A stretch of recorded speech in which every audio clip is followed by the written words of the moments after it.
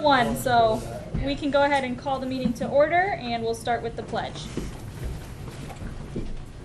I pledge allegiance to the flag of the United States of America and to the republic for which it stands, one nation, under God, indivisible, with liberty and justice for all.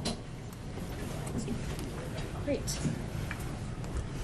I sent around the minutes from our last meeting. If there are no changes, we can entertain a motion to approve those. So moved. Second. All in favor? Aye. Any opposed? Any abstentions? Okay. Unanimously, so we'll pass this around. I also want to now take this opportunity to open it up for public comment from those here in the room with us. I'm silent this way. That's unusual. And while we're on public comment, you all have a copy of the email that we received regarding police and fire department appointing authority.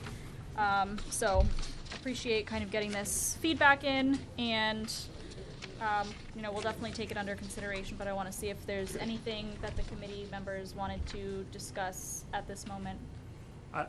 Madam Chair, I reached out to Lieutenant Brennan and we had a discussion about it. So I don't know if we want to go into it anymore, but that's...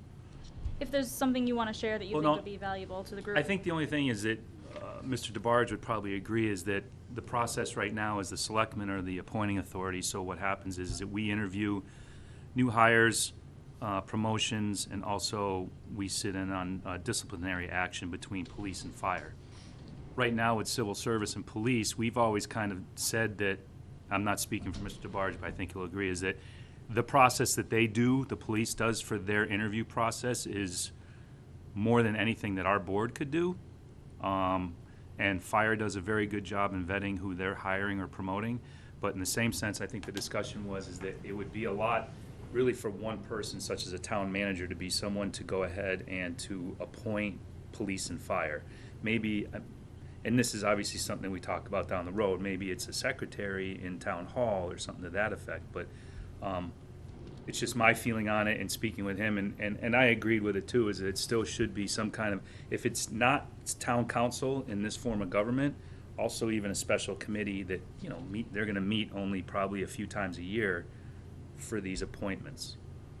But it still should probably still be a group, because of any appointment in town, besides a department head, those obviously police and fire are probably the most crucial. Can I ask One a of the most question? crucial, so. Is there any reason why it wouldn't be the town council or couldn't be the town council? And I I'm just believe in, I I don't know. believe in he, when I talked to him, he was saying it was just something that he had thought about and just how it goes. It's not like anything to the point where he's like, hey, what are you doing? It was more that, and I said to him, it could be town council. He goes, yeah, I mean, I think some kind of group, committee, because he said it also, he goes, I think for a town manager, that would be a lot on one person to make a decision Yeah. on a position of, that magnitude. So. Madam Chair, can I ask a question on that? If we do have a committee, how would that committee come to be? Would it be appointed by the town manager, or would it be an elected committee? Well, so that was what I was wondering too, is I'm not sure if this necessarily has a place in the charter itself, but might be something that could be established under the discretion of the council or the manager. It's a question I'd have to ask the Collins Center. I don't recall, where we had comparisons of our cohorts, I don't remember specifically fire and police being in there. I don't think it's, think I we don't know of discussed it being in charters specifically. I think that would be, my thought is we almost don't want to lock ourselves into something Right. very specific within the charter, since that's not something that can be, amended very easily. And I would think it's something is that when it's between town manager and town council, how they want to proceed with it, but in some form, probably be some kind of committee if it's, again, if there's people that are first responders that are in town that don't work in town, things of that nature that can be on that committee because they understand that job or that livelihood. So, again, the Board of Selectmen does it now. Is it town council? That's, and to the point is that I didn't really say anything about, is it a charter item? Is it something that's established later on? Please. There are, in many charters, a police commission and a fire commission specifically mentioned in charters. A lot of it has to do with recommending for hiring, similar to what the Board of Selectmen does. And you would have members of the council, and other people from the community that are on this commission. And then they would meet and they would vet and then make the recommendation, and then the town manager would make the appointment. And to that point, I think there was something in what we got today is about, is the limit of 2 elected officials being on that, and so like on that committee, if it's a committee of 5 or whatever it is, maybe it's just 1. But, I think it's representative, but it could be, it's a great email because it's something that is important, very important. And again, being able to have input from, if it's like, and that discussion came up too, if there's a police commission and a fire commission. Well, Bill, thank you for following up with Lieutenant Brennan. I agree with you. I think if we can get some data from the Collins Center, we can better have a discussion. Okay. Anything else on this one at the moment? Great. So I want to turn our attention back to the financial and fiscal procedures article. We are joined today by 2 members of the Finance Committee, the Chairman, Tony Sanchez, and a committee member, Dolly Cincone. If you would like to join us here, you're welcome to. We can pull up a chair.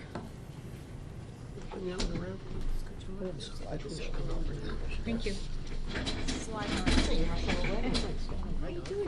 How are you? So I want to start by saying thank you to you both for coming. We've been talking a lot about this section, and we want to make sure that we get it right. It is, really important to make sure that our budget process runs smoothly under a new form.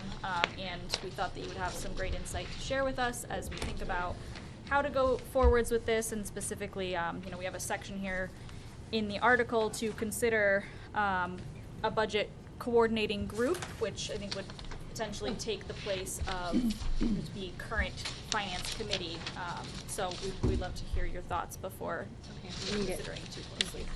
That one here? So that being said, if you would like to introduce yourselves and maybe tell us a little bit about kind of what you do, what the committee does, and we can go from there. So Tony Sanchez, Chairman of the Finance Committee. Go ahead, Dolly. Darlene Cincone, member of the Finance Committee, former committee member, Finance Committee, all sorts of committees. I was on the Board of Selectmen, so I've been through a lot of the aspects of town government for a long time, sadly, or good as it is. And as I said to you earlier, I've been on a long time. I was there when it worked, and then I left, and it started to blow up, and now I think the people are really good. The process is in place, but it needs more, not so much oversight, it's not the word I'm looking for.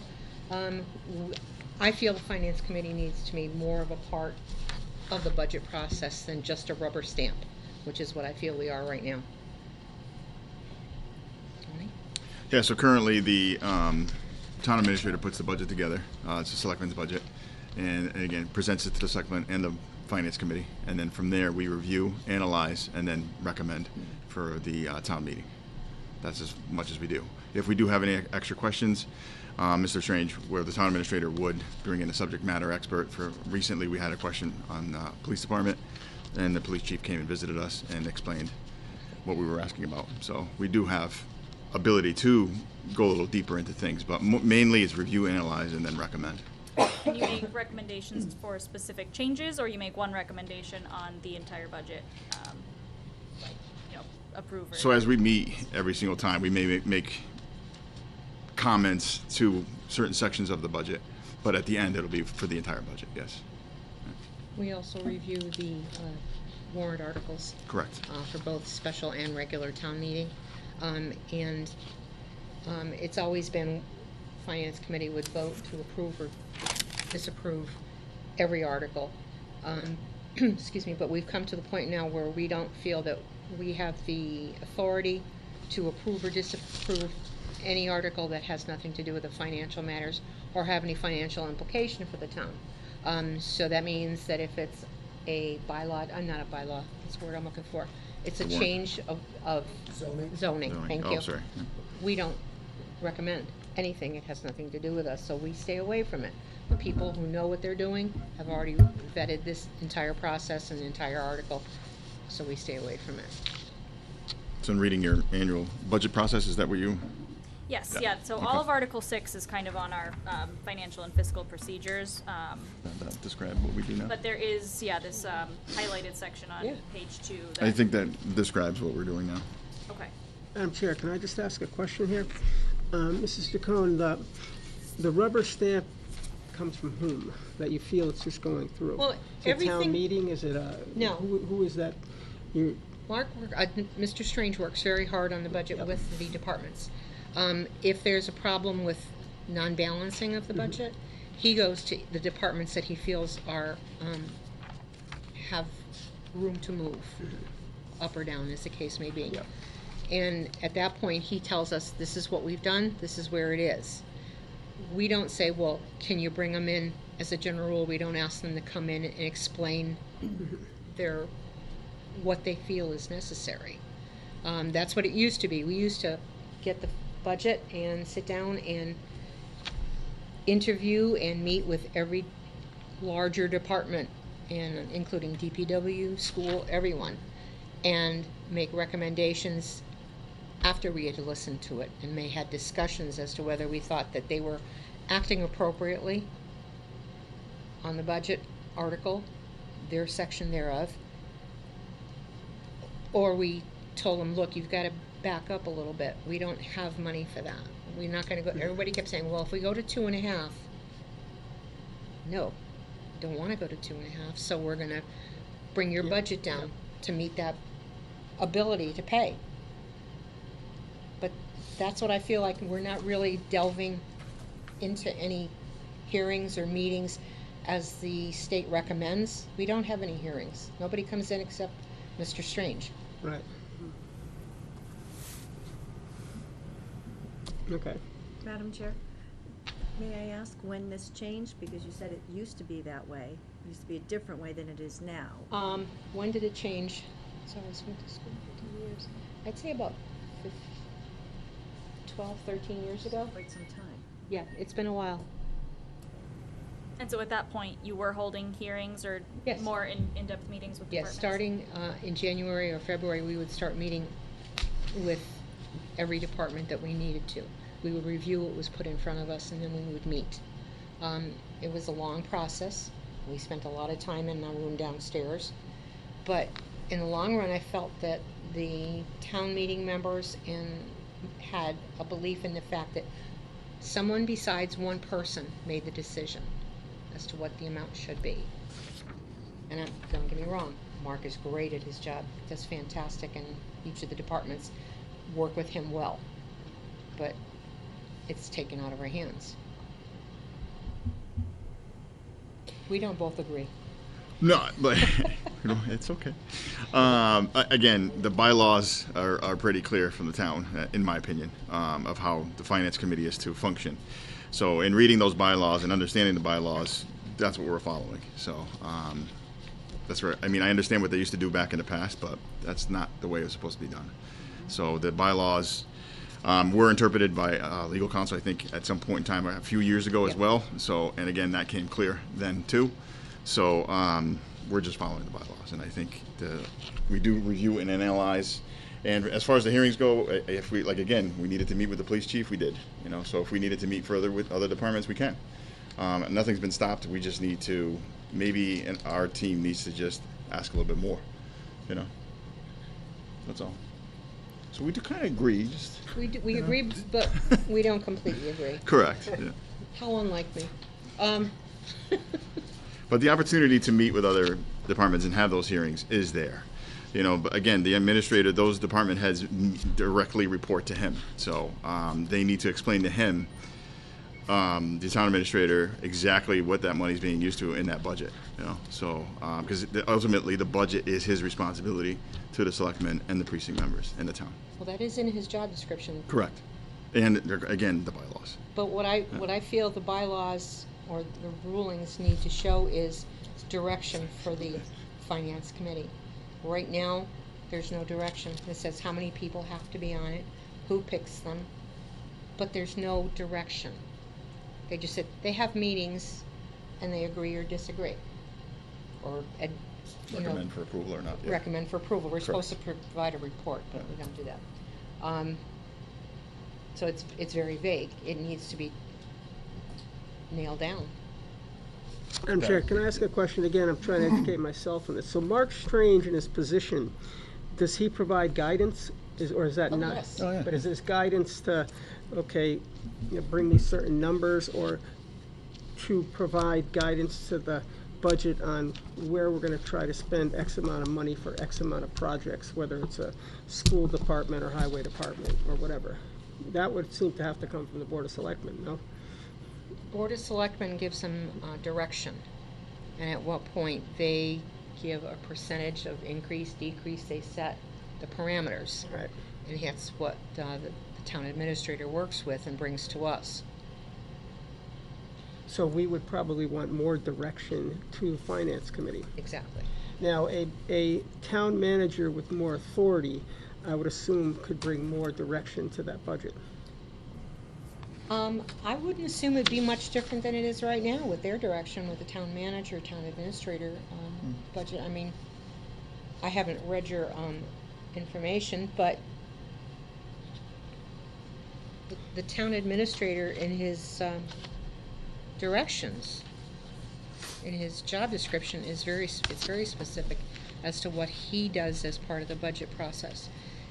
And like I said, he's very good at it. And he's very good at guiding us to both ends of it, both the revenue and the expenditures, which can be a bit tricky sometimes. Right, and any questions we have, we ask. If he doesn't know right then and there, he'll get the information and get it over Right. to us. You know, One so. of the problems we had this year is we didn't have an accountant. Town accountant is an ex officio of finance. We did not have one. So Mark had to do a lot of input on his own. So, Madam Chair, and as to the point of the guidance with the selectmen, so like in this budget process this year, obviously with the budget being so tight, we had in excess of about $700,000 in requests for positions, just in staffing, basically in personnel, that knowing that where we were gonna need to be with the school department at least, is that we actually said no to every one of them. Correct. And the only thing that we did do is that there were some people that had step increases, or their class was changed, or their Line changes. class, yeah. So, that was our thing, is because we were looking at the bottom line saying, well, we can't afford any of this. So we recommend that we don't do any across the board, which means that each department can't say, well, they got something, we didn't. And we said, and a couple department heads said to me, they go, if you're doing it for everybody, I'm fine with it, because then we're not picking and choosing. But that's what happened this past year. Yeah. Is we recommended, it was like $780,000 of requests. We said no to all of them. Correct. Right, and as I said, the Board of Selectmen usually leans out and says, okay, here's our increase, here's our percentage, this is what we can use, this is what we can do. Deal with it. And usually as I found, the town administrator is very good with it. Not all the departments are happy. We'd love to give everybody everything, agree to everything. But in reality, we can't do that. So as we are looking at this, kind of the recommended or initial recommended language from our consultant group here is that the role of this budget coordinating group shall be to review the financial condition of the town, revenue and expenditure forecasts, and other relevant information prepared by the town manager in order to recommend coordinated budget guidelines, a budget calendar, and to coordinate the process of budget development.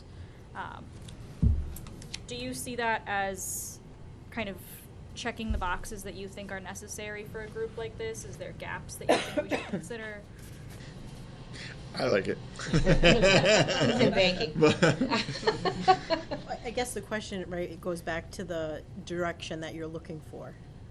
I personally, as a meeting member, and having been on both sides of this, from many standpoints, this as if it's going to be an article and a bylaw, it's vague.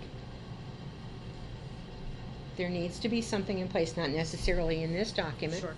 that is directing the finance committee, because if you look at the bylaws we have right now, there's nothing more specific other than how many people have to be there, who picks them, how many meetings they can miss, but there's no actual direction as to what our responsibility is, personal responsibility in the committee.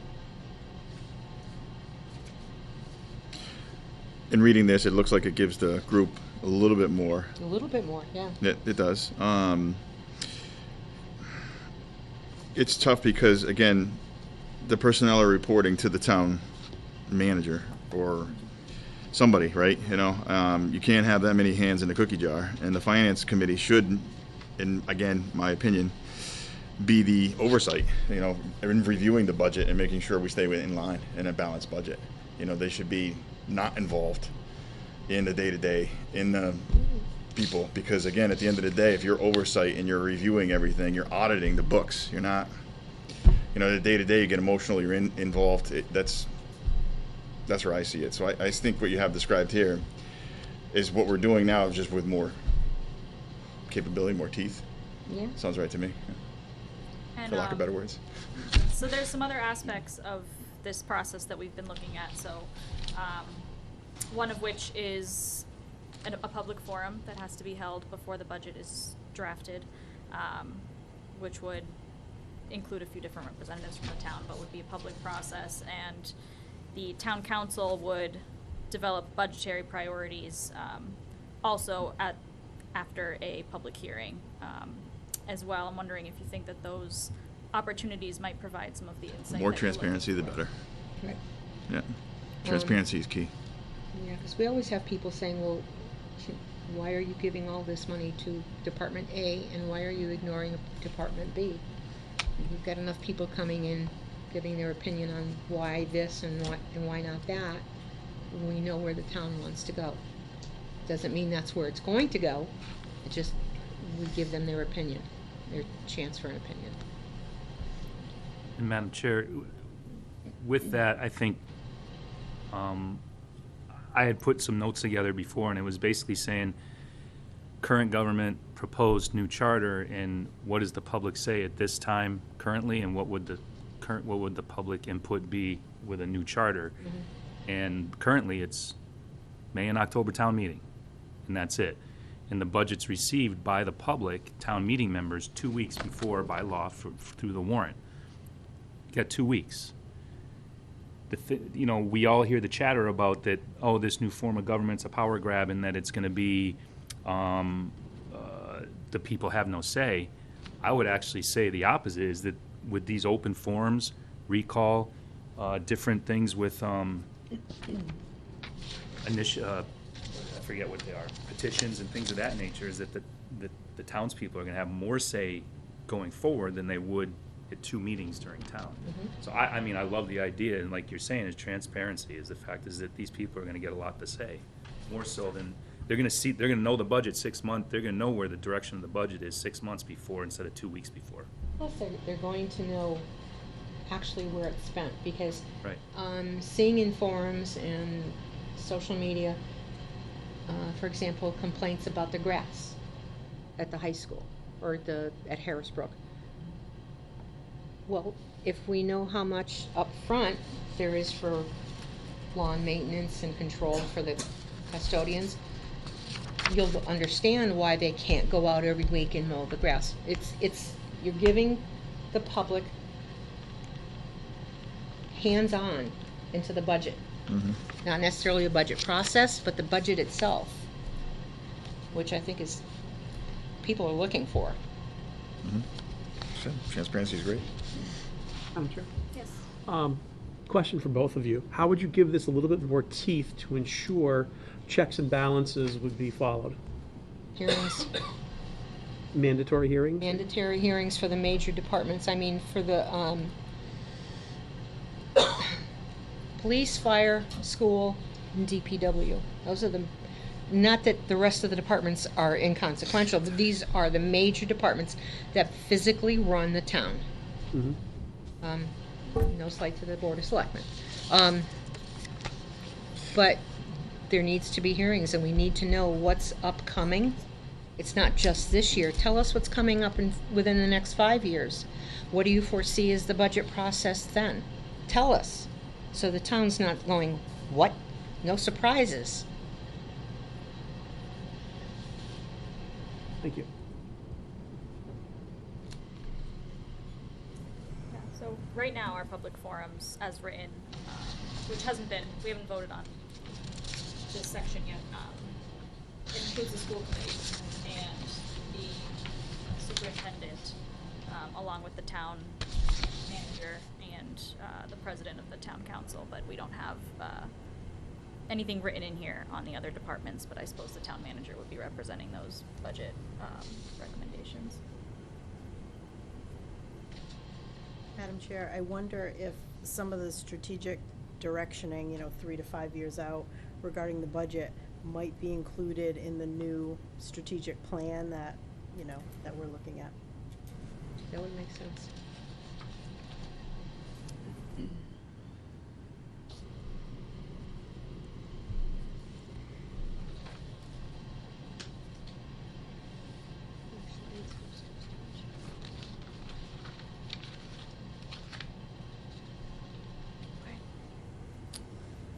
Are there any other questions for? What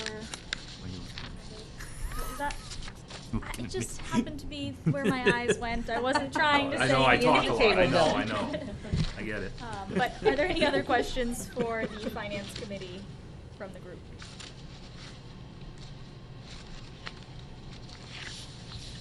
Is there anything else that, you all might want to leave us with? No? No, or we should appreciate take being into here. Appreciate consideration? the opportunity to talk about it. Really appreciate you coming out. Join us anytime. All right. Yes, yes. No, I don't know. Plenty of seats. Thank you very much. Well, thank you. Thank you for having us. Thank you. Thank you. Thank you.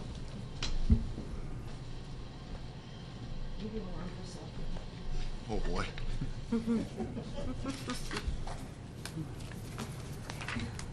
Thank you.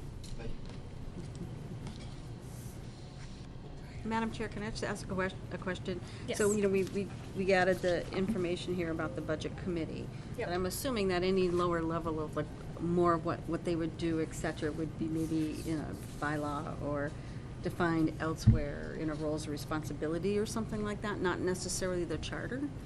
I think that's been the approach we've taken throughout much of this charter, is to leave some of the nitty-gritty things to bylaw that can be amended as needed. I don't know that necessarily it has to be that way, but I think what you're saying is probably true to what we've done throughout much of the charter.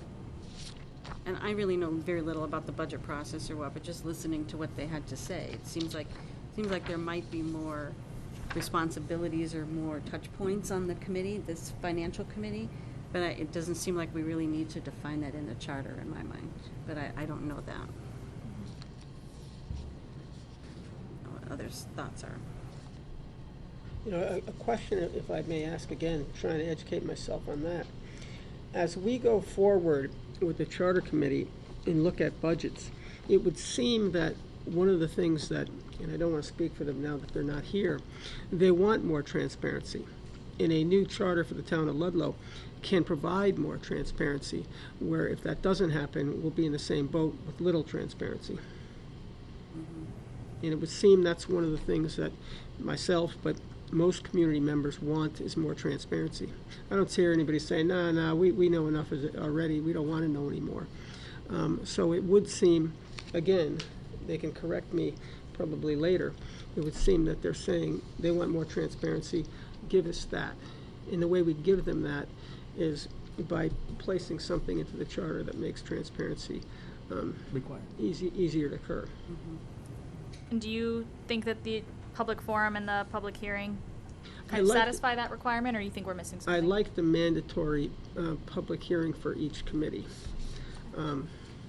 Again, we got cable access, which is very good because it will always be televised. It always can be looked at later. But yeah, I think that that should be there. Should it be a part of the charter, or should it be bylaws? That's it. My one concern with that is just, again, where do the responsibilities lie as far as, from a staffing perspective versus oversight from a committee? And we want to make sure that the committee's not involved, I think, too much in the day-to-day. That puts the staff person in a very difficult situation sometimes. So I think transparency is important, which is what I heard both of them say, but I also kind of heard Tony say, with how it looks like it's laid out, and whether that's public forum and strategic direction, those are some other opportunities for transparency. But I think when you're looking to attract staff, you have to be very careful about how many committees, commissions, et cetera, are going to be involved in the day-to-day, because sometimes it's hard to retain talent if that gets too out of control. Can I ask if you're recommending that the different departments have individual hearings, or are you just requesting that they be included in the public forum It sounded like hearing we already have Mrs. here? Chacon was saying individual hearings. I suppose they could bring them all together in a committee again. Member of the town council, town manager, department heads of each of the major players, and the less major players, into one or probably 2 or 3 committee meetings, as opposed to bringing all the Department of DPW in one meeting, although I don't think that's a bad idea. Fire in one meeting, police in one meeting. Again, Jennifer, you've probably ran some budgets that I haven't, so you'd have a better perspective. But when you said that we could get too many people involved, and then nothing happens. Yeah, I mean, I think Tony's point resonated with me as far as, having oversight and making sure that you have people on the committee that are asking questions, asking the right questions, making sure that they're getting the answers that they need before they move forward. So I think I see that as their role. But there's a difference between transparency and kind of being involved in like the day-to-day, and decisions are tough. So as we saw here, right, same committee, 2 perspectives, that's going to happen in all the departments. And so sometimes you don't want your committee to get muddled in the emotion of the differentials of each department, but want to see, what's going on big picture. And definitely ask whatever questions and make sure that you're satisfied with the answers, or don't approve it and push it back. Madam Chair, I've been pushing for checks and balances and openness along the whole way, and the idea of mandatory hearings for school, police, fire, DPW, and the town council for their budget requests, I think that's not too much to ask. Again, the public will be able to see these. And by putting them in the charter, we're ensuring that this is going to happen, that there is this openness, that there is this check and balance to see, and then this way, whether it's broadcast or whether it's streamed, whether it's posted somewhere, the people in town can see this. That's what we're here for, to try to make sure that the people in town see that we have an open process, and that we're not trying to make sure that one person is doing this whole budget. Because people, and I've gotten the pushback, one person's going to be making the budget. Well, no, we're trying to have the checks and balances. Here's a way, with these mandatory hearings, and 5, so that could be 2 meetings, basically. Because these budget meetings, I can remember going to finance committee meetings years ago, and they are not usually that long for these hearings. So I think to put it in the charter ensures this openness and assures the people of Ludlow that we have their interest in mind with this mandatory part. My 2 cents. Can I ask where in the process you foresee these hearings fitting in? Like, I see it at under- what point? I guess I'm trying to. I would say it would be some point after the January 15th. After January 15th. After January 15th. So a hearing on what has already been Proposed.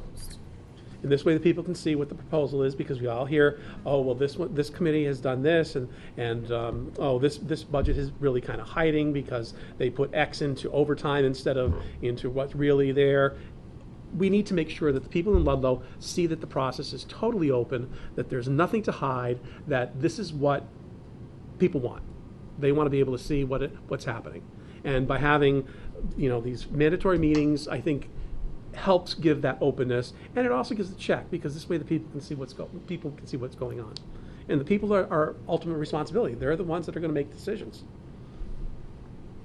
Yeah, Madam Chair, I just want to, I think sometimes the word transparency gets overused a little bit, and maybe gets confused with repetition. The budget information is open to everyone.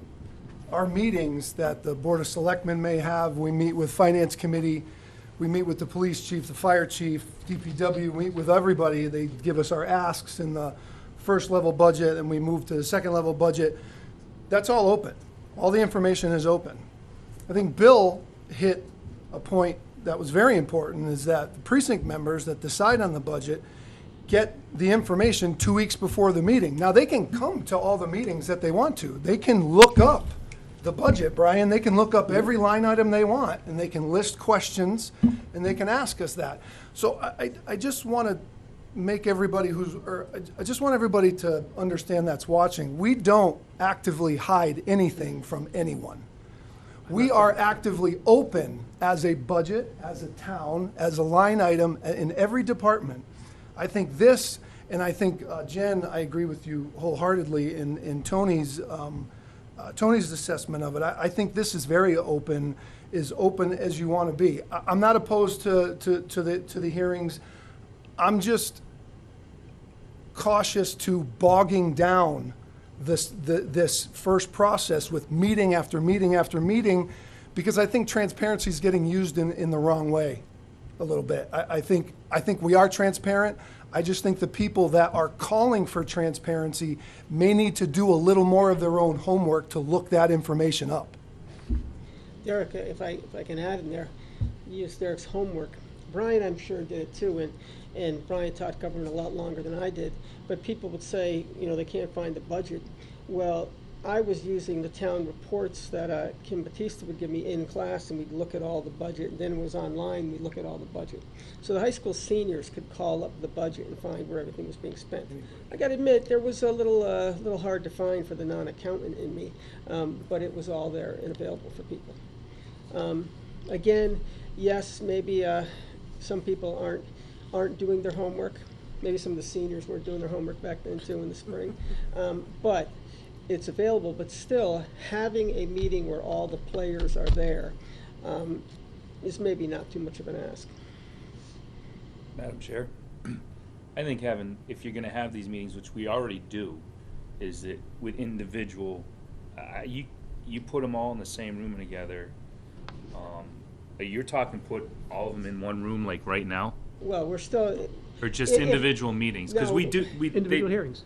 Yeah, and then that or happens. even department heads, which how many does that put in the room? I'm not sure the number, but it's over 10, so... I wouldn't put them in at once, because they're going to pit each other against each other. Well, I mean, I asked that question my day one. It's like, hey, why aren't we negotiating at the same time in the same year for all the... And it's just like, no, it's hard to do. But we pretty much do it. We don't do it, but I mean, finance and Mark will sit there and ask for what are the asks of the departments, and they'll meet with them and find out what they are.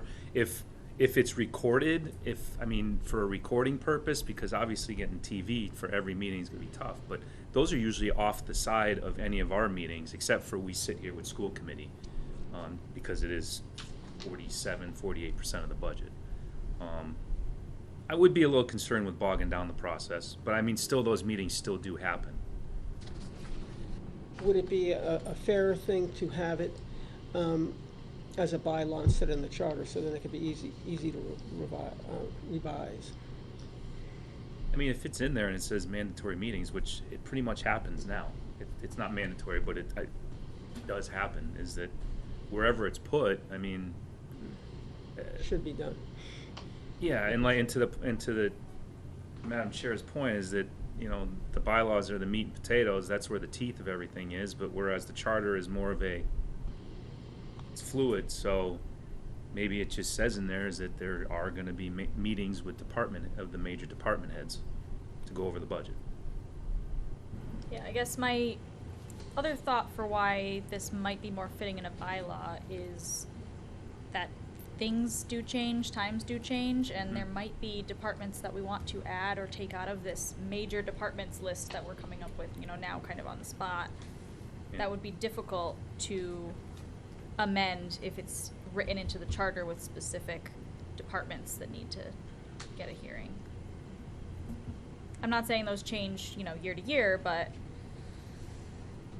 we've seen examples, I think, where there are outdated things in a charter because they got a little too specific and they're no longer relevant for one reason or another.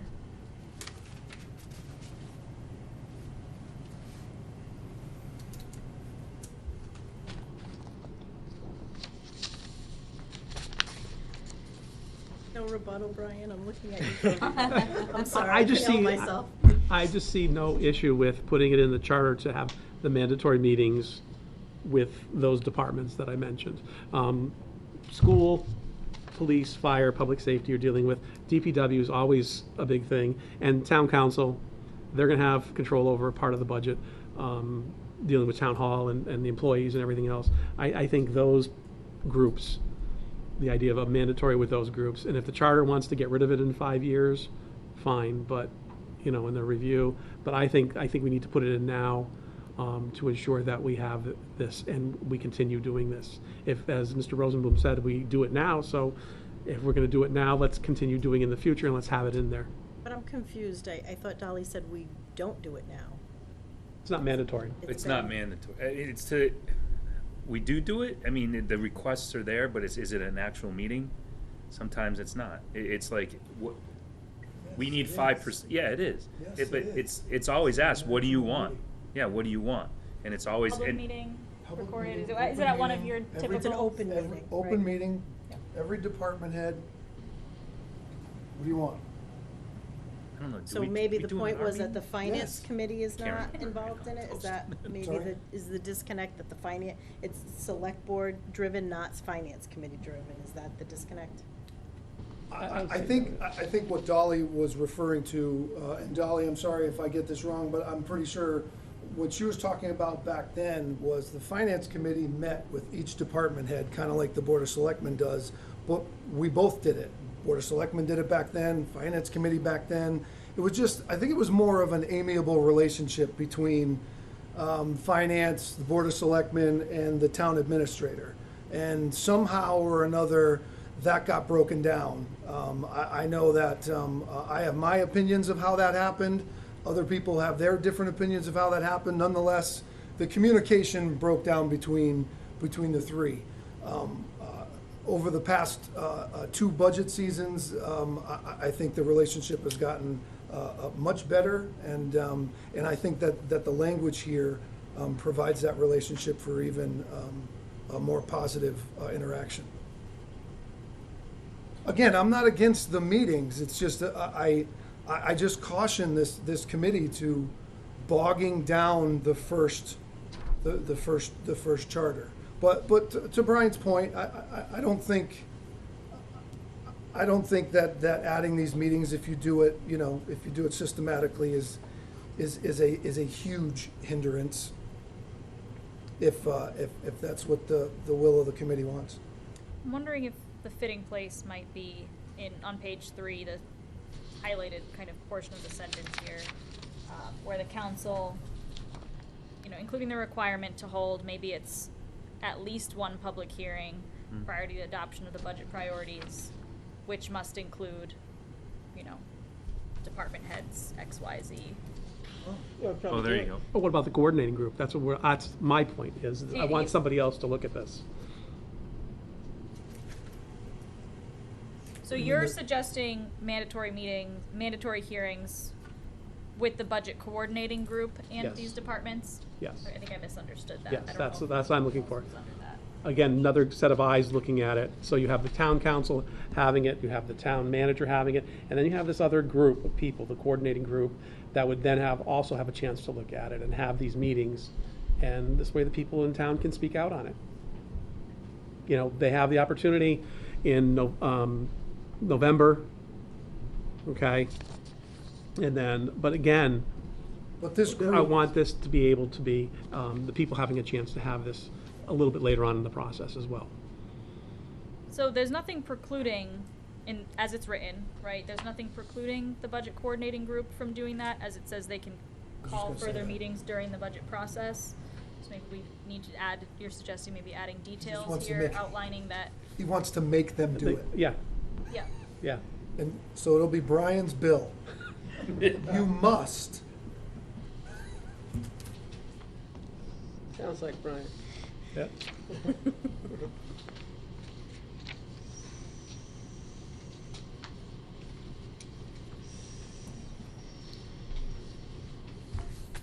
Madam May Chair, call further Yes, meetings. please. the budget coordinating group, will they be accountable to the town manager or the council?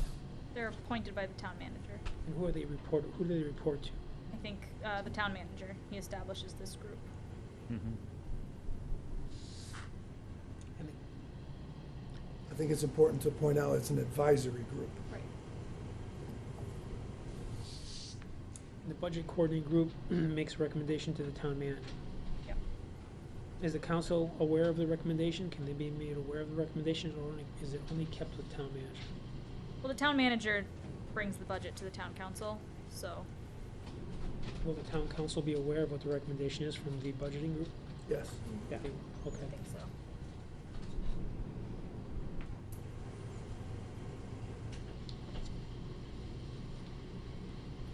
Madam Chair, I hear what Brian's saying, but I also fear the breakdown and, slowing down the process. So I'm right in the middle, and I'm not gonna make a call one way or the other because I don't know enough about the process. Gonna make you but- be the deciding vote. yeah.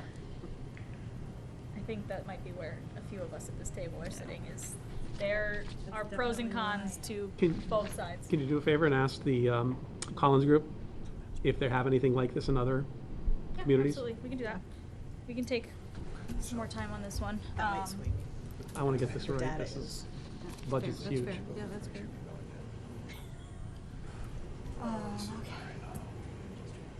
Madam Chair? Yes. Sorry if this has already been asked or discussed. What is the con of having a budget coordinating group? Is there any downside to that? I don't think I've heard anybody actually say we shouldn't have a coordinating group.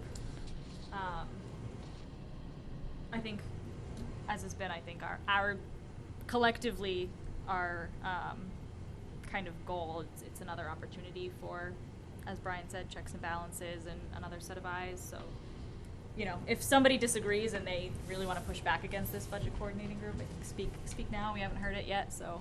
Not at all. I don't see us removing this section based on the conversation we've had. I think it's a question of whether or not we want to make it more specific. Well, Madam Chair, I mean, it does say here, all departments shall follow the schedule and procedures for budget preparation as determined by the town manager. So, in the town manager's budget process, they can insert those mandatory meetings. And the other part here too is, where did I see it? Sorry, I can't find it now, but I think when you go into the, it was the budget coordinating group. It says you can set meetings and additional meetings if need be.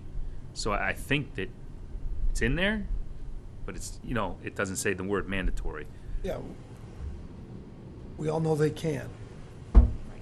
But the town manager at that time, and that can be something in the interview process too, is saying, whoever's in, that town council that's interviewing town managers can sit there and say that we feel strongly about having mandatory department head meetings to make sure, and having them being, for the ability to let people see what's going on in the process. I don't know. But I think that you kind of have it worded in there, probably not as much bite as Brian wants. They can call it, they don't have to. Right. That's a reasonable compromise. And I think when Yeah, you- I mean, I think it's there, because it and when says it you- can call when you additional interview meetings. people, if we're so inclined to have them call that, that's part of the interview process. They still may not have to do it, but chances are they would, at least for the first budget, and then we see how it works. If you have a strong town council, they'll probably push the town manager to do that. Right. A fair compromise. I think it's certainly something we can ask if it's seen Yeah. anywhere else, and go from there. So let's move on from this section unless there's any other final comments. And actually, Chris did send me some feedback that he was hoping included. I should look at it and see if there was anything on this section. Elections. No, I think we're okay. Okay. So other than that, the Collins Center incorporated some of the changes that we requested, which some of the dates, it was an error in section 6.4, so that's been corrected.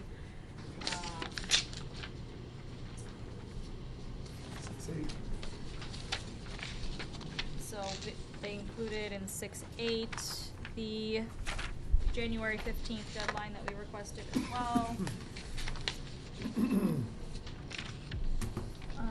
Which was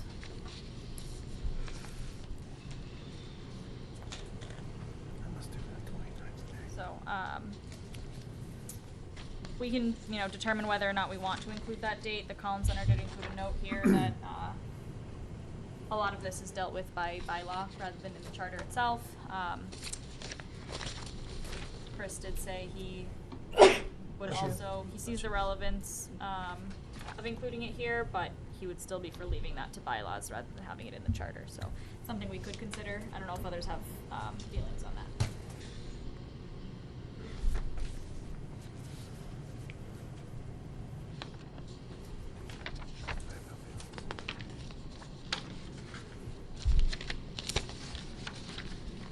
Pretty okay with it as written here? All right.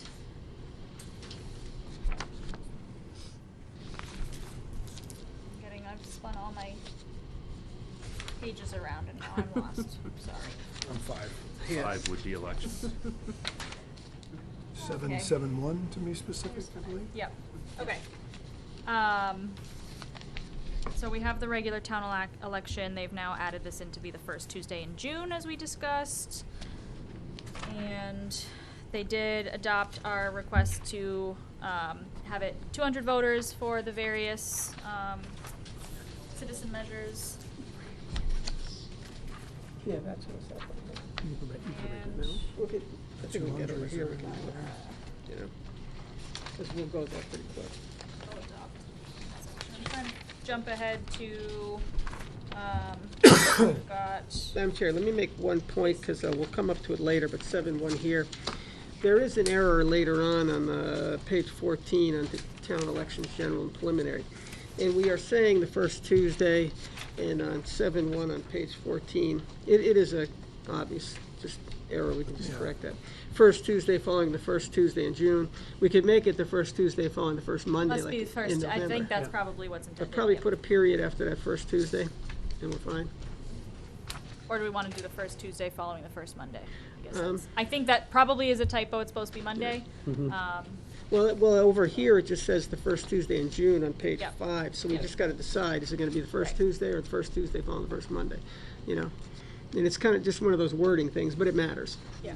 I say just put a period after, on page 14, on the first Tuesday, and we'll just have it on the first Tuesday, I think makes sense. Gives you a full month, almost, to the budget, end of the budget time. So we'd eliminate following the first Tuesday in June, and just say the first Just Tuesday. the first Yeah. Tuesday. Period. Yeah. Any concerns with that? It's just, I think it's more of a Yeah, cut and typo, I paste, think. Yep. Yep. Nope. I think that makes sense. Okay. Thank you for pointing that out. I do want to jump back to page 12 here, section 911. I did talk to the Collins Center about this section a little bit. We did have some questions about what happens if there's appeals, and the legal process is a little murky. So, what is this section really saying? So, essentially, this section is giving providing a little bit more protection than what state law already does. State law does have rules against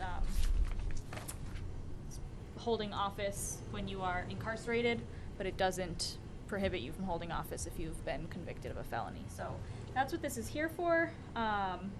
They did suggest that we run this by the town council, town attorney, when we refer the rest of the charter to them and see if they have any thoughts or concerns with this.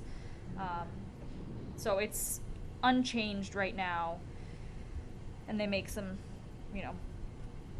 points here about the appeal process. So I just wanted to open that back up for folks, see if we're kind of okay leaving this as is for now and until we get different direction from Legal. Yeah, I'd like to hear from legal, yeah. Anything? You look like you wanted to say something. No, I'm just seeing a little irony here.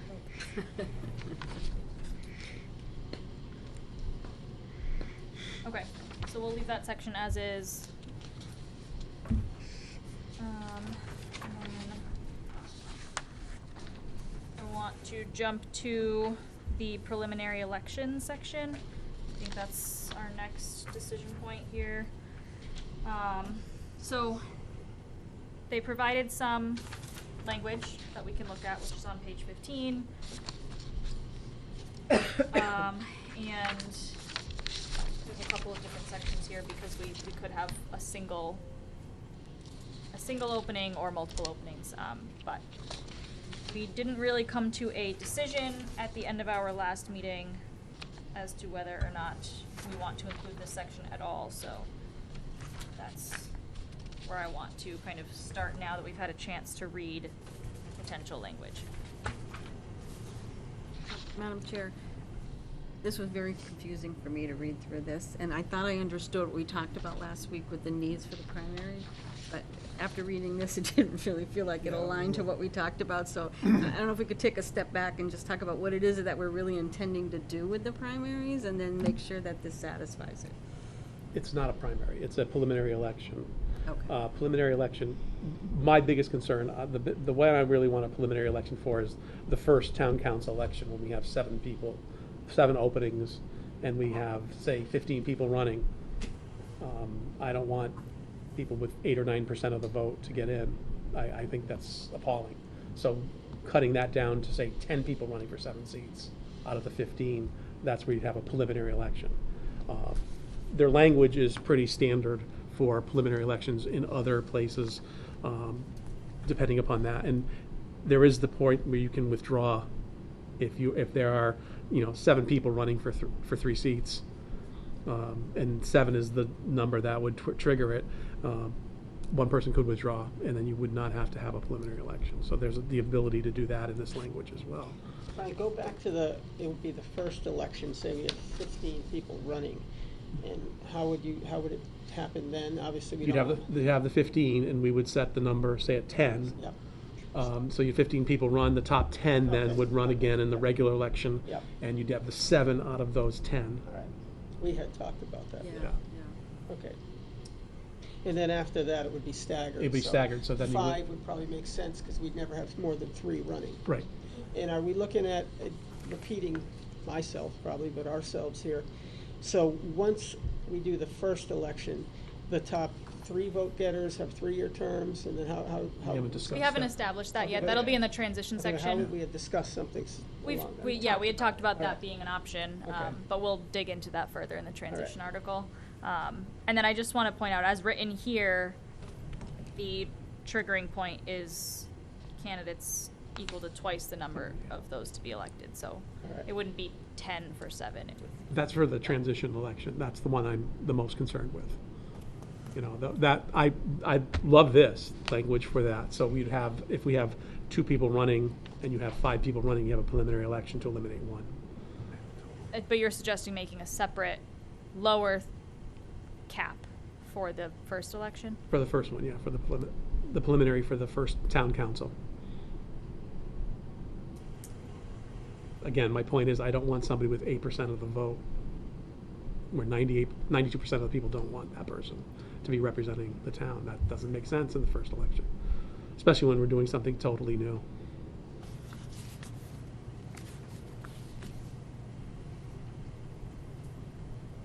So walk me through this. If we were to use this language, I know you're advocating for something else, but if we were to use this language for the first election, what are the numbers? There's 7 town council members, so if we had more than 14 people running. Okay, which is high.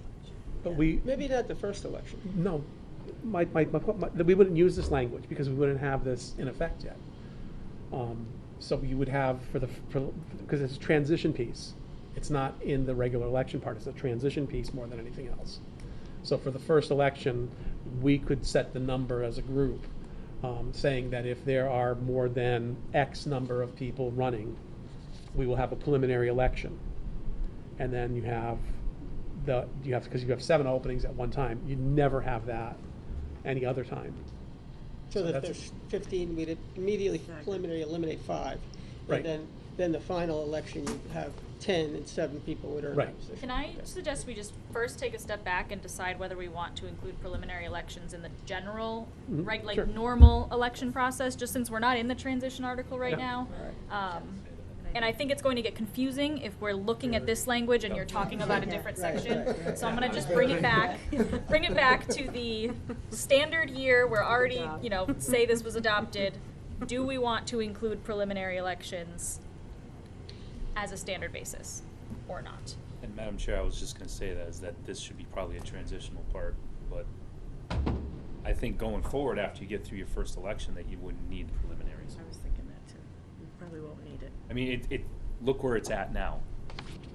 I mean, sure, you might get some people from town meeting that might do it, that have been on the floor for Yeah. several years. But you know what, we've always encouraged more people to get involved. So, I mean, if you've got 2 spots and you get 7 people running, Our goal is greater voter participation, more people running, so maybe we'll get that goal and we'll have every election for 3, 10 people running. I like to think so. yeah. I don't disagree with it being preliminary. I could go with it for the first election, which then I would move it, is I think what you're saying, is move it into the transition period.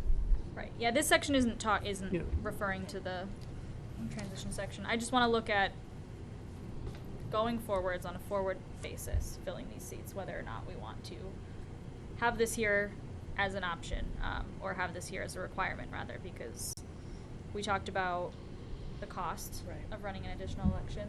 So that's something I just wanna be cognizant of. I can kinda go either way on this one myself. I don't see a lot of times when I think we're going to run into this being a huge problem. And I don't want to pay to hold an election for something that's not going to be an issue, but I don't know. But would it only trigger if we meet the right, It so? would only trigger if you meet the threshold, but I guess my thought is you would have to have so many candidates running that all have a similar level of support to run into the kind of issue that he's worried about with, somebody getting 10% of the vote and winning. You would have to have, a big spread of people who are all getting a large amount of support, and I don't think that typically is what you see. It's usually have some front runners. Not saying it couldn't happen, it certainly could happen. Sure. But I'll kind of go with the will of the group here. I can see it being for the first, but I don't see it necessary In the transition in period. the Yeah. transition after that at Transition, all. that's where I would go with it. Yep. Kinda with Bill, I wish I thought we would need this. Yeah. No, yeah, But, it'd be yeah. great, if you had 17 people coming out for positions and things of that nature, yeah. I mean, we've just seen it historically. I mean, I was a town meeting member for a few years and then a selectman now. It's gonna be, at the end of this term, 6 years, so. And we saw some fervor this year, this past election cycle, but in general, I think you've seen unopposed, or maybe one, maybe at the most two, if there's 2 spots open. Madam For Chair, instance, in the next election, there's 2 positions open up on our board. Yes, we have to be cognizant of spending more money on additional elections. However, if we put it in there and we don't get enough candidates, we're fine. If we do, then we have a mechanism to ensure we don't have a 8% person in there. And then, we do have to emphasize that there will be a review, and that review can change things. If that first election, we're getting a ton of people running for the rest of my time in Ludlow. But if we don't, then it costs us no money. If we do, then it does, and then we look to review that, or somebody else looks to review it 5 years in the future. Madam Chair, the way I look at this is, we're unlikely to need this based on history, but if we have a situation where we have many candidates, will we have wished we had this in it? That's the way I look at it. It's Right, like insurance. You really don't think you'll need it, you don't want to use it, but if an accident happens, you need it, you want it there. And this is a protection, is what it is. As Marty said, if we don't have the candidates, there's no expense, there's no harm. We'll call it harm expense, to the town. That's as if it wasn't even in there. But if there is a condition where there are many candidates, which is unlikely, then I think there'll be that expense. But then there's that pre-election to help kind of result in maybe a better outcome of the following election. Question is, do you want to add words to the charter? And then after, as Marty said, at 5 years you can review. So the question goes back to, I asked the committee, is there any harm in putting it in? It was Harm, then it's a safe bet. If there's harm, if there's a risk of a loss, then we have to really consider this more.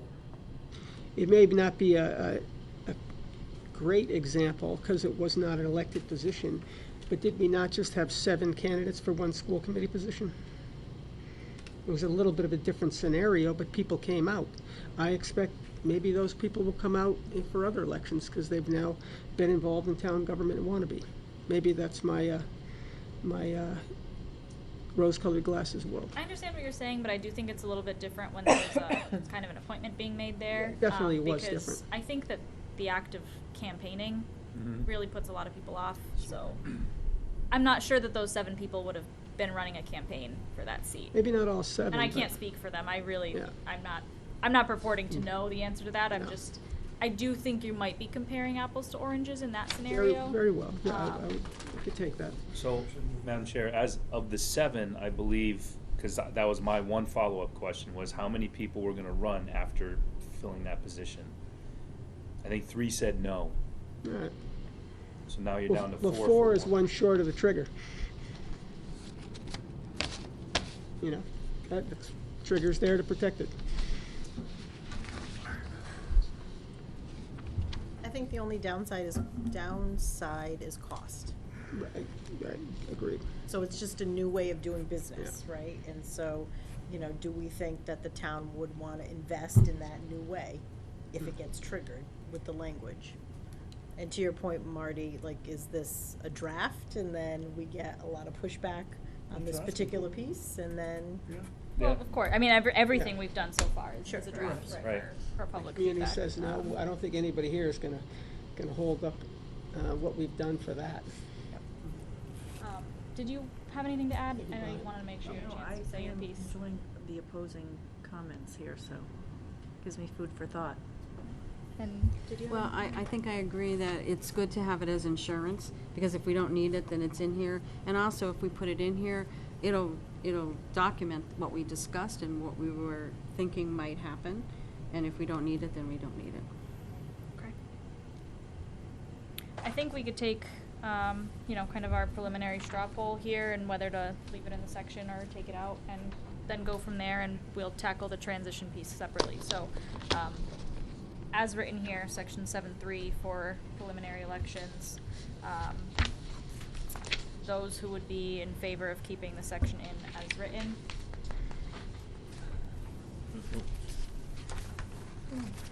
Yeah. There's a lot of like, I could go Say that either way again, on say this that one. again, I was, That's right. Favorite preliminary Keeping election. the section 7.3 preliminary elections in as written. I'm a, aye. I think we're all okay. Yeah. Okay, Yeah. leaving it in. Okay, so we're gonna leave that as is. And then we'll reopen the transition discussion when we're looking at the transition article.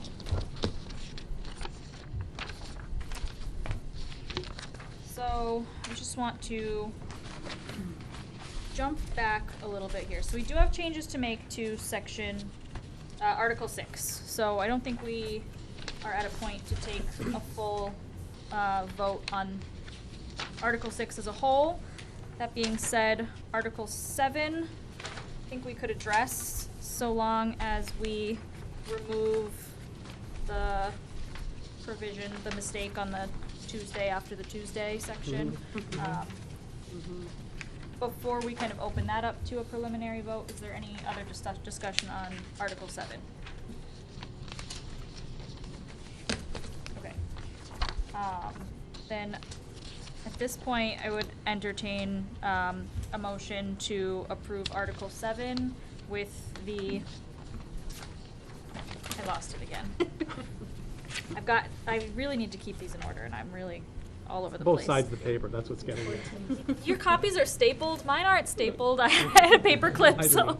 You're talking about forgive the- me. Madam Chair, You're doing 7, right? Please, I'll I make would the love to have you make the motion. Make the motion to accept section 7, Article 7, elections with the amended sections, the amended from Collins Center. Section 7.1. 7, in 7.1, 7, Well, we didn't amend anything else. That was it. The rest is as written, I think. Yeah. Right, so. yeah, sorry. Second. All those in favor, we'll do a raise of hands, it's the easiest. So it's unanimous here to approve Article 7 with the amendment to Section 7.1. Article 8, I think we did not make any additional changes today beyond what was updated after our discussion from last week. So if there's no further discussion at the table, we could entertain a motion to approve Article 8 as written. Article 8, though, oh, no, excuse me, that's Article 9. Sorry, 9, Yep. Madam Chair, make the motion that we accept Article 8, public participation mechanisms with the amended sections, numbers basically, the 200s. Second? All those in favor of accepting Article 8? Any opposed? Sorry, Any- my pages are, Oh, I just want to make sure I'm in. accepted? Okay, then that's unanimous as well, approving Article 8. And did we make any changes today to Article 9? I don't think we did. There was the one that we have to get a clarity from council on the felony conviction. The recommendation I got from them was to do that as a whole when the charter gets reviewed. So I think if folks are comfortable leaving it in as written right now, it's something we can certainly change if we get opposing guidance from the legal counsel. So if there's no further discussion on Article 9, we could also entertain a motion to approve Article 9's general provisions. I make a motion to approve Article 9 as written. Second. All those in favor? Aye. And that's unanimous as well. Thank you for helping get through all of those. And I want to kind of turn our attention to our June 17th public forum. Planning is, we've been kind of hard at work on getting that ready. Huge thank you to Kathy, who's done a lot of work to get a presentation going. We are still finalizing that, but I think it's in really good shape. We're working out some of the logistics with the setup at the high school. I think the signs, the electronic signs have gone up. At the Pike right now. They're up. I think I've heard that those went up. I know we've put some things on our Facebook page, and, Chair, I spoke to assistant principal at the high school, and we should be able to put it up right at the high school, although probably not till the 13th or 14th, because it's the end of school. But I just want to make sure it's up there for, the day of the parade, especially with so many people coming from the high school, we'll be able to read it right there. But is that something you'll be able to coordinate? Right, I was speaking to them probably Monday Okay. for doing it either Thursday or Friday. On the signage here, I have some posters that people, if they want to take any place, they might want to put one up somewhere. I'll do Randall's, I'll do Big Y, I've got one at the senior center, so I'll keep a couple of these. But there's, Big Y will allow that, Kathy. pardon me? Big Y will not Well, allow I'll, that. I'll ask again, obviously, but anyways, here's, and then these are the little giveaways, the little takeaway sheets that we used at the bike parade. We left them on the table, we gave them to people. It's just the information. The QR code takes you to the initial draft that we got from the Collins Center of the articles we had already approved so far. And then there are email down here for questions and comments. So if anybody wants to take, any of these, put them around your For the place. library, too. Place of business, then here I'll pass these. I got another whole stack here. And then this is what we were thinking that we would put out at the picnic as well. Okay. So I've got, Linda had suggested that we put some stuff on their 250th table. Have a little frame that just says about the session, and then these would be there, and whatever else. So.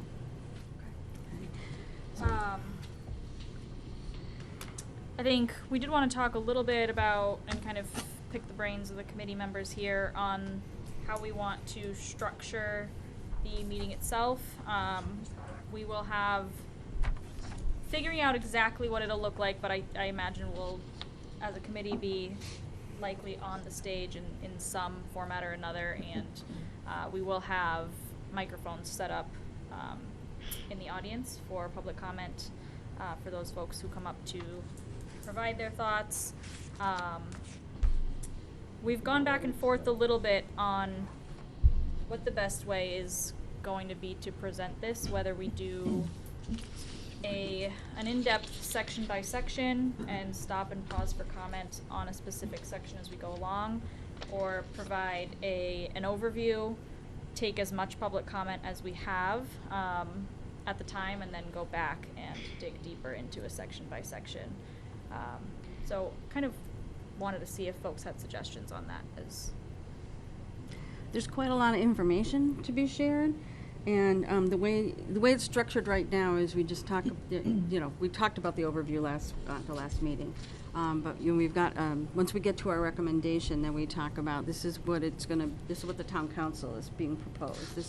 And then we could stop and talk about what are your issues or questions or comments or feedback on the town council, and then it goes to the town manager, and then it goes to the elected versus appointed positions. So the way it's structured right now is we kind of stop after each one of those sections and take the feedback. It would be time management, obviously. You could get, spend all your time in the first, but, if we can manage the time.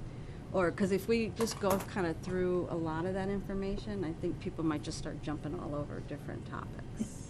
Yeah, the only kind of downside to that, besides the time management issue, is if someone can only attend for part of the meeting, but they want to comment on something that comes later in our presentation. Now that person might feel a little frustrated that they're not having the opportunity that they wanted to have to speak on that.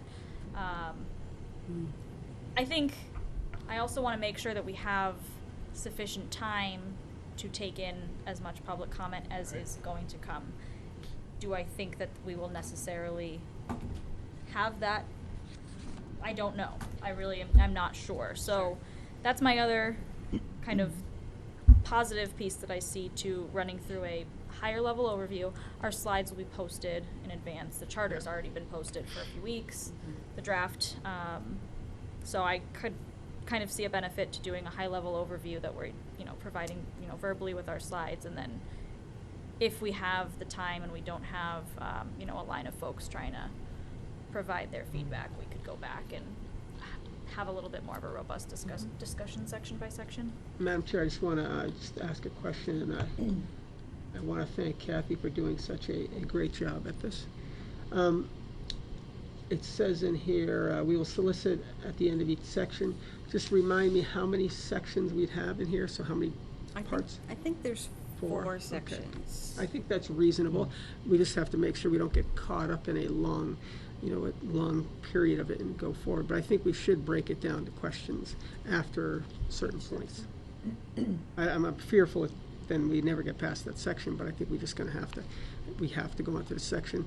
8:30, it says on there, I think we're willing to stay, or 8 o'clock, we're willing to stay much longer at 8 o'clock, and I'm sure other people have questions, we'll be there. But I think you have to be sensitive, right, to people's time, and if Right, you we said do, yes. 6:30 to 8, maybe you have to set the expectation in the beginning that it is a lot of information. Hopefully, people have had a chance to digest. This is the first of many. We have 4 sections. We're gonna give a 15-minute, you know what I mean? Like, we're gonna spend 20 minutes on each section, which includes public comment. I mean, my fear is that you don't want to cut off things, and so unless the expectation is, we'd like to get through 4 sections, but it's, I don't. I think people will expect us to. We're saying it, they'll expect us to. So, do we need a moderator? Do we need to time people? Give I them think- so much I think time? we will probably time people as we do on all of our agendas. We do have a time limit. I'm just really sensitive to the fact that I don't want to say we only put aside 20 minutes to talk about this section, and then we still have, 3 or 4 people who want to speak on it, and now we're telling those people that, sorry, that the time is up for here and you no longer have an opportunity to talk on this. So that's where my concern comes from. Madam Chair, that's my concern too, because we're doing this so that people's voices can be heard. So if they're making the effort to come out and stand in line and listen to everyone else speak, and they want to have a question answered, then they should be able to do that. I see it. think, I'm hoping that this session do. but I'm hoping that this session is an opportunity to receive feedback from the public, not so much of, the committee being up there speaking. And if there is not comment to be received, I think it could be a really useful opportunity for us to go more in depth. But I don't want it to be, just seen as another meeting where we're talking the whole time and, we So, only have a in your proposal, is it more like, we've sent out the information, hopefully you've had a chance to digest it, we're gonna do a brief overview now, but we're really interested in getting feedback? And then if we have extra time, maybe we have a punch list of things that if they haven't come up, that we feel are gonna be hot topics, or they come with additional budgetary items, et cetera, that we go to the punch list and just kind of, here's one of the things that we're talking about, and elicit more feedback. That's kind of I think Okay. that's similar to my thought process, is a high-level overview of, here's the structure that we're proposing, the details, you've had, they are there, if you have questions, we can address that as well, and then we could go back and say, all right, we talked about, this 7-member town council, and here's a little bit more detail about what that might look like and what the election process is gonna be, and sort of. That's what I was thinking, but I don't know, it could go either way. Yeah, Kathy, I certainly understand your point, and I think, to me, in a perfect world, I'd rather do it that way. But I am concerned about getting people there and then running out of time to hear from them. Madam Chair, do you think that it's useful to post a schedule at the meeting saying from 8:10 to 8:30, we're going to discuss section 1, 8:30, it's 20-minute long sections, right? 8:30 to 8:50, section 2, so that attendees there realize that's their time frame, that they should expect that there's going to be a transition in the topic at a certain time. Otherwise, we may never complete the first topic. Unless we do, as she's recommending, and just do a brief overview, and I don't know how many minutes that is. But whatever the slides detail, let's say for argument's sake, it's, 6:30 to 7 is the brief overview, and then 7 to 8 is public comment. with, with some ideas of how to direct more engaging conversation if there's a lull at 7:30, and we still have 7:30 to 8. Yeah.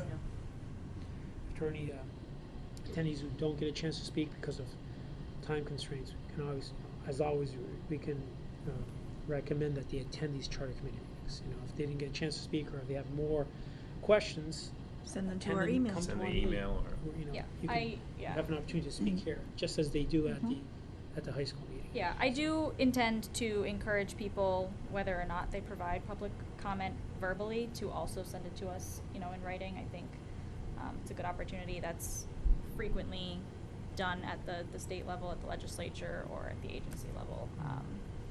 They're encouraged to do both, or one or the other, whatever they're comfortable with. But that's an opportunity. I just don't want to shut anybody down from having an opportunity to speak during the meeting. And what happens is then you have more of a generative discussion, because just like in these meetings, right, you might say something and then somebody else says something Exactly. different, and you're like, oh, that creates another question. Or so even though you can send an email, it doesn't kind of generate that sort of generative discussion. I hate to put our guests on the hot seat, but as potential, participants, do you have any do you have any feedback for us? I do. I know Kathy's put a lot of work into this. I agree with Marissa that if you have it in sections, so for section 1, they give your spiel, and then 20 people stand up, but you only have time for 15. Those 5 people are going to be really angry. But if you can open it up, or likewise, if you have those 5 that were left over on section 1, and you've already discussed section 2, but they want to comment on section 1, so they're going to be out of order, so to speak. When it's time to comment on section 2, they still want to comment on section 1. And so, if you gave the whole thing all at once, and then everyone can just free for all, I guess. I like the idea of the overview. Yeah, I do too. I do. Say that again? Overview, I think. I is like the- the idea of the initial overview of everything Yeah. from the start. From one section to another section. Yeah. It And I doesn't don't think we matter. need to make changes to the slides. We just don't have to read every word on every Right, slide. right. Yeah. And I, once we're comfortable with all the terminology and, finalize the slides, I think that the whole slide deck should go out Yep. on the website, and then people can see all the content that we put together, and then just the overview in the meeting. Yeah. Good Okay. job, Kathy. Yep, Matt? Yeah. No, Ma- it's phenomenal. She put a lot of work She into did. it. Yeah. And we will Definitely. share it with everybody once it's Yeah. finalized. We're still just working through it in a small group, and it's great. It's got a lot of information in there in a way that I think is easily understood by the folks who will be speaking to. I do have a comment. All the hard work you put in the new form of government, you really have to get this right. I think the important thing is just what you said about offering the opportunity to email or attend the meeting, as you said here. It's critically important. You might have the toughest job in there, kind of, keeping things in control.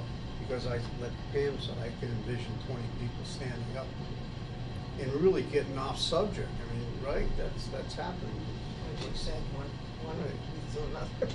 With the additional, listen, we'll address that. You can come attend another meeting or send us an email. I think that's a good option.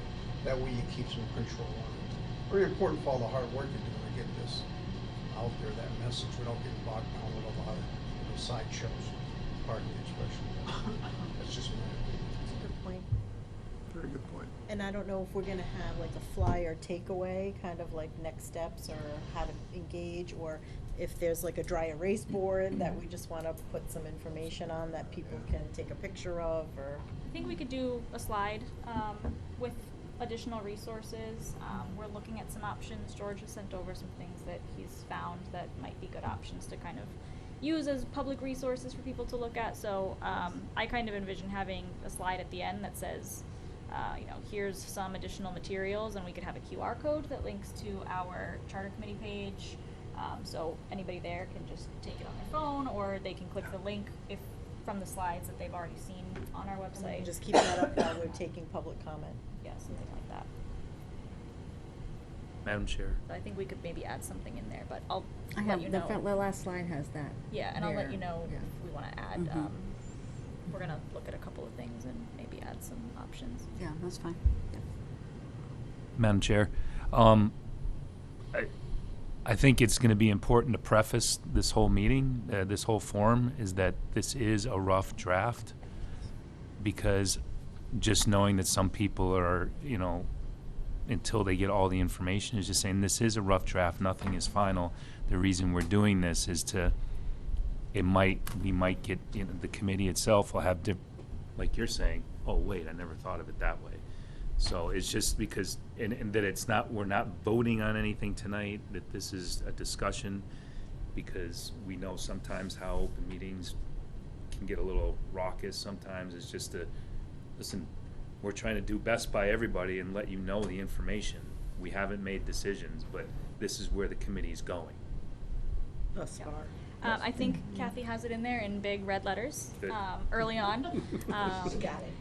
Right, So page 1. I fully agree with you, and I think we've tried as a committee to impress that upon folks in our meetings, and I hope that it's getting across that everything that we've put together so far is subject to what we hear from the town, and we are putting it out there so that there's a basis for people to react to and suggest changes to it as needed, or tell us we would love this or we hate this, and then we can take that back and talk about what might need to change, what can stay, and go from there.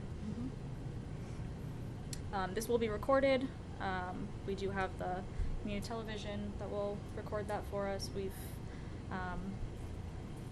otherwise I think we're in pretty good shape in terms of the logistics, but if folks have anything that they think we are missing that needs to be considered, addressed, done in advance, please let me know. Please let me or Kathy know. I know that it's gonna be recorded. Do you think there's a necessity to have somebody just kind of typing the public comment or keeping track for reference? I think if somebody could Depends kind how of, long my nails are. yeah, if somebody could help keep track of, I don't think that we'll be able to word for word write Right. down as folks are saying, but we'll have the recording to go back to. But Right. After the meeting, if somebody wants to maybe volunteer to, during the meeting or after the meeting, put together kind of a comprehensive list of the themes that we heard, that would be really helpful. I'd be happy to do that unless you need me to do something different. And then will you let us know how you want the presentation to go? Is it you presenting? Are you gonna have 4 committee members based on 4 sections? That sort of thing. Yeah, I think that was maybe gonna depend on how we decided to do it, so maybe I'll be able to give that kind of brief overview, and I'm hoping it's fairly short, and then we can talk about if there's a section that somebody feels really comfortable speaking to more in depth, we can divvy it up that way when we kind of do the circle back to additional details, if we come to that. So if folks would be willing to do that, maybe just send me and Kathy an email. If there's a specific section, something you want to talk about, something you don't want to talk about, but you'd be willing to run through it, please let me know. I think that'd Be the point person on that section maybe or our something maybe like our that. ex-teachers might want to get up there and help inform the public for us. And I don't know if there's any sort of structure when people come up to speak, if we're asking them their name or not, or, what the time frame is, is in order to get as many comments as possible. Yeah, I think we have a 3-minute limit on our typical public Okay. comment. Does Yeah. that work for folks? I think so. Yep, I think that I should be think good. so. And And so I we'll like the have- idea of the name too. Yeah, we gotta do the name. Because this way Yeah. you can Yeah. record, if Yeah. I there's- think Names definitely. let's maybe add a slide, Kathy, with kind of instructions for please introduce yourself. You'll have 3 minutes. We encourage you to also send us your comments via email, that sort of thing, and we can have that instruction slide up there to kind of kick Do off we need a public comment. timekeeper, or we're just gonna Yeah. tell? No, I think we should. Okay. It doesn't have to be a Yep. blaring siren or anything like that, but No hooks? if someone might be willing to either keep a timer on their phone, or if they have that might be the best way so it doesn't beep, and then we can just kind of Whoever step sits in next as to you should necessary. set their phone at 3 minutes and then Yeah. just go. Yeah. This way you have it right there, so. Yeah. Madam Chair? And then I guess, just how we wanna answer any questions that we don't have answers to, so just kind of, what is the direction as far as,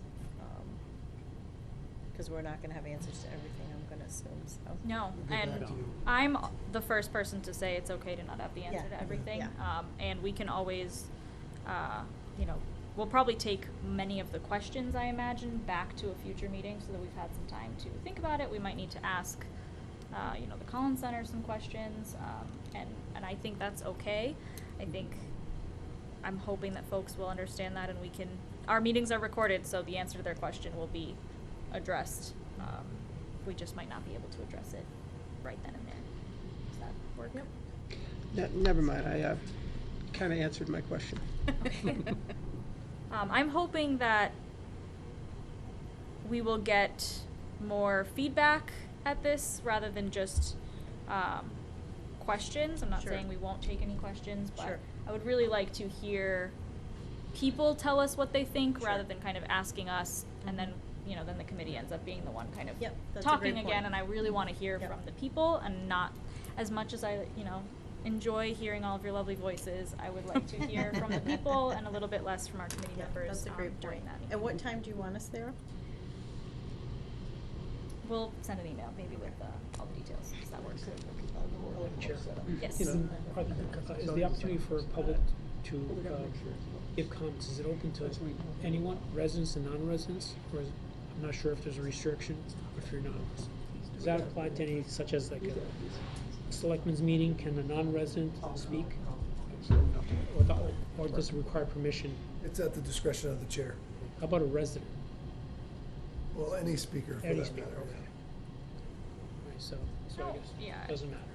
I don't think you're we gonna need get to, many. yeah, I don't think we need to necessarily set a rule on that too, because we might have, folks who work for the town that might not be residents, and I don't wanna, Yeah. I don't wanna inadvertently exclude anybody who has a legitimate interest in what we're talking about, but it'll, you know, we'll have the discretion to do that if we need to.